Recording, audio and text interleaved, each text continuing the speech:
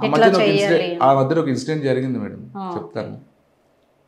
ఒక 10 మంది చిన్నపిల్లలు అరౌండ్ 10 years ఏజ్ కొట్లాడుకొని ఆ బాల్ ఇవ్వకపోవడంతో అక్కడ పక్కన పెద్ద బండరాయి ఉంటే వాడు ఇంకో పిల్లని కొట్టేసిండు. వాడు పడిపోయాడు. వీడికి తెలియదు, వీడికి డెత్ ఇవన్నీ తెలియదు.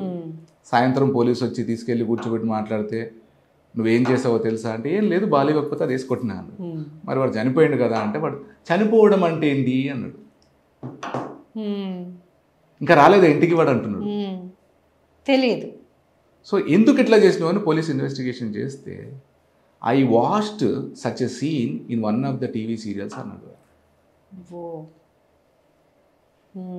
ఇప్పుడు ఎవరిని బ్లేమ్ చేద్దాం? సీరియల్నా, క్రైమ్జర్నా, పోలీసునా, ఇన్ఫర్మేషన్ చెప్పిన వాళ్ళనా, లేకపోతే ఇంట్లో టీవీ ఎవరిని చూడనిస్తున్నారో అదనా, లేకపోతే వాళ్ళని సెక్యూరిటీ లేకుండా వాళ్ళని వదిలేసి ఎక్కడో వదిలేసి వాళ్ళ కర్మ చనిపోయిన తర్వాత ఇప్పుడు కేసు పెట్టడమా? మీకు తెలిసి ఉండాలి, అకార్డింగ్ టు లా బిలో 18 వాళ్ళకి మీరు పనిష్మెంట్ ఇవ్వలేరు. వీడిని ఏం చేయాలి? జువినైల్ హోమ్కి తీసుకెళ్ళాలి. ఎస్ సార్, వాడు 18 టర్న్ అయ్యేదాకా అక్కడ ఉంచి వాడిని జైల్లాగా ఉండదు, అది ఒక ఇల్లు లాగా, అంత గార్డెన్ బాల్స్ అన్నీ ఉంటే అక్కడ చదువుకోవాలి, బయటికి పోలేడు. వాడు 18 అయిన తర్వాత మళ్ళీ they will restart the investigation.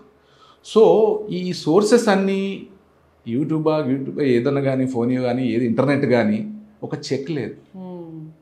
మీరు తీసుకున్నట్టయితే కోవిడ్ టైంలో చైనా గవర్నమెంట్ ఇంటర్నెట్ అంతా బ్యాన్ చేసింది, న్యూస్ ఛానల్స్ బ్యాన్ చేసింది. ఇది ఎవరికి తెలియదు. అంటే the spreading of Covid cases in China బయట ప్రపంచానికి తెలియకుండా ఉండడానికి పెట్టారు. మన దగ్గర అంతా ఓపెనే ఎక్స్ట్రా కూడా మాట్లాడుతున్నాం. దానివల్ల ఇన్ఫర్మేషన్ అండ్ బ్రాడ్కాస్టింగ్ డిపార్ట్మెంట్ ఉంటుంది గవర్నమెంట్, దానికి కొన్ని రూల్స్ ఉంటాయి ఇన్ఫర్మేషన్ కూడా. మొన్న ఈ పహల్గామ్ వారప్పుడు కూడా ప్రైమ్ మినిస్టర్ వీళ్ళందరూ గట్టిగా చెప్పారు, అంతా ఇన్ఫర్మేషన్ మీరు ప్రజలకు చెప్పొద్దు, కంగారు పడతారు వాళ్ళు. కరెక్ట్. ఇంతమంది సోల్జర్ చనిపోయింది కూడా చెప్పొద్దు, మన దగ్గర రికార్డు ఉండనివ్వండి.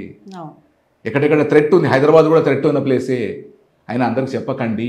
చెప్తే ఏంటి, బయటికి పాలు వెళ్ళేటోడు కూడా వెళ్ళాడు, భయపడి హార్ట్ అటాక్ వచ్చి ఇంట్లో ఉన్నప్పుడు కూడా చచ్చిపోతాడు.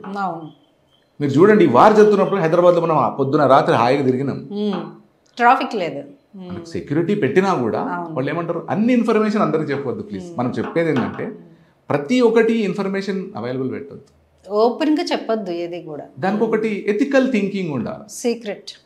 సో ఈ వాచ్ చేస్తున్న కేసులు చాలా ఉన్నాయి.